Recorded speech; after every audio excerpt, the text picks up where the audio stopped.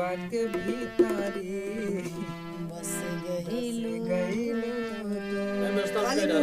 तोहरा सिवा कुछहु ना बुझाए सुनिला प्रेम कहानी में